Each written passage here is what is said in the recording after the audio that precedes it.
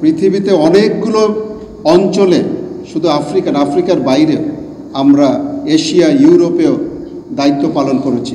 আমরা আমাদের কাজটা সঠিকভাবে করতে চাই এবং যারা এই অসাধু উদ্দেশ্য নিয়ে কিছু করার চেষ্টা করছে তাদেরকে আমরা সর্বাত্মকরণে ভুল প্রমাণিত করতে চাই।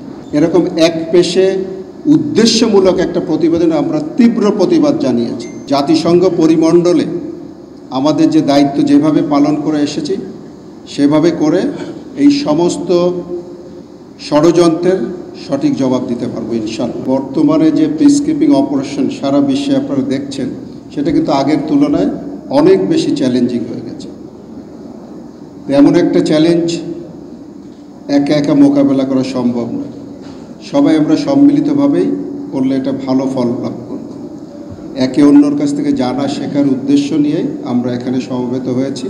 এখানে নতুন একটা ইনিশিয়েটিভ আমাদের শুরু করেছে আনপোস্ট, যেটার মাধ্যমে আমরা কম্পিউটারে সিমুলেটেড ওয়েতে এক্সারসাইজ করতে পারবো পিসকিপিং অপারেশনে। নতুন সক্ষমতা এটা আমাদের বিপশটের জন্য। আমি ধারণা করছি যে এটার থেকে শুধু বিপশটে যারা অংশগ্রহণ করবে তারাই নয়, অন্য সময় যে বিভিন্ন বিদেশি যারা আসছেন অন্য এই অঞ্চলের বা এই অঞ্চলের বাইরেও কোনো দেশ থেকে কেউ যদি এসে এখানে আমাদের প্রশিক্ষণ নিতে চায়, সেটাও তাদের জন্য অনেক সহায়ক হবে। তা আমরা 3 দিন ধরে এটা চলবে, 27 থেকে 30 তারিখ পর্যন্ত। অনেক কিছু হবে, আপনারা সাবসিকুয়েন্টলি সব কিছুই জানতে পারবেন, আপনাদের মিডিয়া আপডেট করা হবে। আপনারা জেনে খুশি হবেন যে শুধুমাত্র আমরা যেখানে যাই সেখানকার লোকাল পপুলেশন, গভর্নমেন্ট এবং ইউএন হেডকোয়ার্টার থেকে শুরু করে লোকাল মিশনে যারা ইউএনের রিপ্রেজেন্টেটিভ থাকে, সবাই কিন্তু বাংলাদেশের পারফরমেন্স নিয়ে খুব খুশি।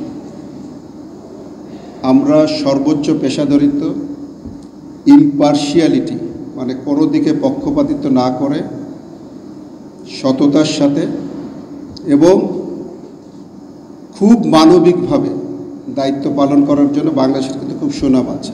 আমরা সবচেয়ে বড় যে লাভটা হলো সেটা হলো বাংলাদেশের একটা শোকেসিং হলো যে আমরা একটা বড় আন্তর্জাতিক ইভেন্ট খুব সুন্দরভাবে করতে পারি, 1 নম্বর।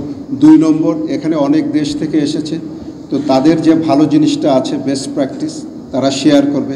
আমরা তাদের থেকে শিক্ষা গ্রহণ করে আমাদের যেই বলে যেটা আনপোস্টের কথা বলে নতুন একটা আমরা সিমুলেশন গেমস তৈরি করেছি, তো এটা আরও কীভাবে উন্নত করা যায় সেটা সম্বন্ধে জানবো। এখানে যে সেমিনার হবে, এটা জাতিসংঘে অনেক দিন চাকরি করা আছে, ওনাদের পার্সপেক্টিভটা তুলে ধরবে। তো তাদের অভিজ্ঞতা, আমাদের অসুবিধা, তাদের অসুবিধা সব কিছু আলোচনা করে একে অন্য কিভাবে কাজ করতে পারি, আমাদের ইন্টারঅপারেবিলিটি, আমাদের মিলেমিশে কাজ করার সক্ষমতার জায়গাগুলো আরও ভালোভাবে বুঝতে পারবো, অনুধাবন করতে পারবো, চর্চা করতে পারবো এবং ভবিষ্যতে আমরা যেখানে দায়িত্ব পালন করি আরও ভালোভাবে করতে পারবো। এই পিসকিপিং অপারেশন, ডিজাস্টার ম্যানেজমেন্ট অথবা আপনি কাউন্টার টেরোরিজম বলেন, these are the operations which you can never do as an isolated group, you need other support. পৃথিবীতে অনেকগুলো অঞ্চলে, শুধু আফ্রিকার বাইরে আমরা এশিয়া, ইউরোপেও দায়িত্ব পালন করেছি। কখনোই কি আমাদের এই মানবাধিকার লঙ্ঘনের অভিযোগ পেয়েছেন? আজকে কেউ একটা প্রতিবেদন করে বলার চেষ্টা করছে অমুক অর্গানাইজেশনে চাকরি করার সময় একটা মানবাধিকার লঙ্ঘন করেছিল। এটা একটা শোনা কথা। আচ্ছা, যদি বাস্তবে এটা হয়ে থাকে তাহলে কি আমাদের জানানো হয়েছিল? আমাদের জানালে আমরা আমাদের বাংলাদেশ সেনাবাহিনীর ব্যাপারে আমি বলতে পারি, আমাদের ডেপুটেশনেও অনেক জায়গায় অনেক অফিসার এবং আমাদের সোলজাররা চাকরি করেন, কিন্তু সেখানে যেয়ে যদি তারা কোনো অপরাধে জড়িয়ে যায় এবং সেটা যদি আমাদের কাছে রিপোর্ট আসে, আমরা কিন্তু এটার একেবারে সঠিক বিচার করে প্রয়োজনীয় পদক্ষেপ নেই। এটা আপনারা ভেরিফাই করতে পারেন। যত আমরা অভিযোগ পেয়েছি সবগুলো তদন্ত করেছি এবং প্রয়োজনীয় দোষী পাওয়া গেলে তাদেরকে আমরা শাস্তি দিয়েছি।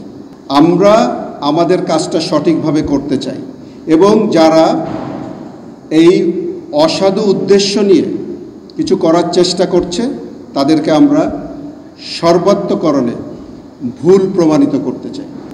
সম্প্রতি যে প্রতিবেদনটার কথা আপনি বললেন, ওখানে দেখবেন যে তারা তাদের হতাশা ব্যক্ত করেছে যে এই কথা বারে বারে তারা বলেছে, কিন্তু জাতিসংঘ সদর দপ্তর তারা কোনো ব্যবস্থা নেয়নি।